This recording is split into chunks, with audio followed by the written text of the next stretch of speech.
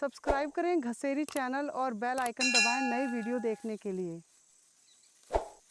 घसेरी के सभी साथियों को प्रदुल पंत का प्यार भरा नमस्कार।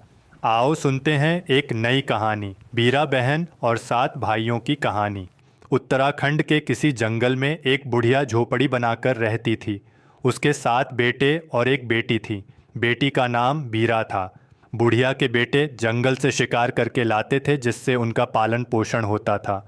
बुढ़िया के पति का पहले ही निधन हो गया था और बुढ़िया भी बीमार रहती थी। एक दिन बुढ़िया का भी निधन हो गया।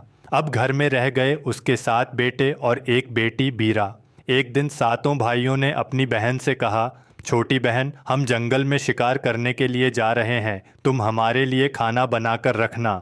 बीरा को पहली बार झोपड़ी में अकेले रहना था। उसे डर भी लग रहा था, लेकिन वह अपने भाइयों को बहुत प्यार करती थी। वे सभी शिकार करने के लिए जाना चाहते थे। उसने कुछ देर सोचने के बाद हाँ कर दी। 7 भाई जंगल में शिकार करने के लिए चले गए। बीरा उनके लिए खीर बनाने लग गई। कुछ देर बाद खीर में से दूध उबलकर चूल्हे में गिर गया, जिससे आग बुझ गई। पुराने जमाने में चूल्हे के अंदर जला हुआ कोयला जरूर रखते थे, जो हर समय आग जलाने के काम आता था, लेकिन वह भी बुझ गया था। बीरा रुआंसी हो गई कि अब वह कैसे आग जलाएगी। आसपास कोई घर होता तो उससे आग मांग कर ले आती, पर उनकी झोपड़ी तो सुनसान जगह पर थी। आखिर में वह किसी दूसरे घर को ढूंढने जंगल में निकल गई, जहां से उसे आग मिल सके। जंगल में काफी आगे जाने के बाद उसे एक घर दिखा तो वह खुश हो गई। उसने दरवाजा खटखटाया तो एक महिला ने दरवाजा खोला। बीरा ने कहा, दीदी, मेरा नाम बीरा है। मैं खाना बना रही थी पर आग बुझ गई। मुझे थोड़ा आग दे दे। कुछ देर बाद मेरे भाई आएंगे और वे सभी भूखे होंगे।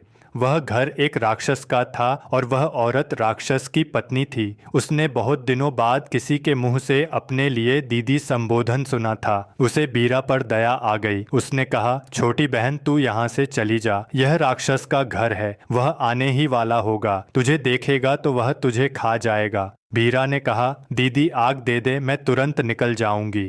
राक्षस की पत्नी ने उसे आग और मुट्ठी भरकर जौ दिए। उसने बीरा से कहा, तू जल्दी निकल जा और हाँ, रास्ते भर में जौ गिराती रहना। जहाँ पर 2 रास्ते हों वहाँ से आगे जौ गिराना बंद कर देना। राक्षस तेरा पीछा जरूर करेगा, लेकिन ऐसा करने पर वह भटक जाएगा और तेरे घर तक नहीं पहुँच पाएगा। इन जौ को अपने घर मत ले जाना, नहीं तो राक्षस वहीं आकर तुझे खा जाएगा। लेकिन कहते हैं कि खुद परेशानी मोल लेना। बीरा को खाने बनाने की देर हो रही थी। उसने राक्षस की पत्नी की पूरी बात नहीं सुनी और जौ गिराते गिराते अपने घर तक पहुंच गई। कुछ देर बाद राक्षस अपने घर लौट गया। वह आते ही बोलने लगा, इंसान की गंध, इंसान की गंध, कहाँ है मनुष्य? उसकी पत्नी ने कहा, इंसान कहाँ से आएगा? यहाँ इंसान, यहाँ तो कोई इंसान नहीं है। राक्षस ने कहा, जरूर यहाँ कोई मनुष्य आया था, बता कहाँ है वह मनुष्य? उसकी पत्नी ने फिर कहा, यहाँ कोई मनुष्य नहीं आया था।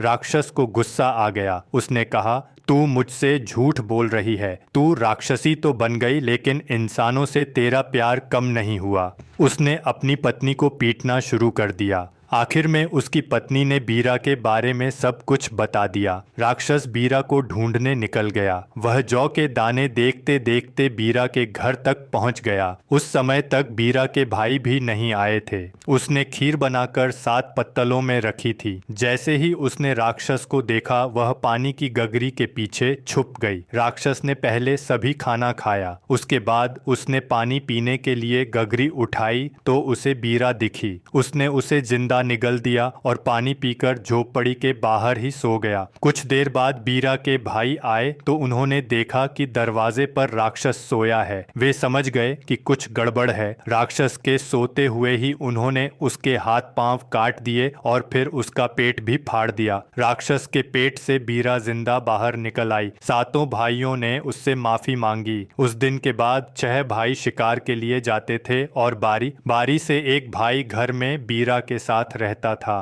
कहानी हो गई खत्म। अब बारी है कहानी से मिलने वाली सीख की। अगर बीरा ने राक्षस की पत्नी की बात ध्यान से सुनी होती थी तो राक्षस उसके घर तक नहीं पहुंच पाता। इसलिए जब भी कोई अच्छी सलाह दे रहा हो तो उसे गौर से सुनो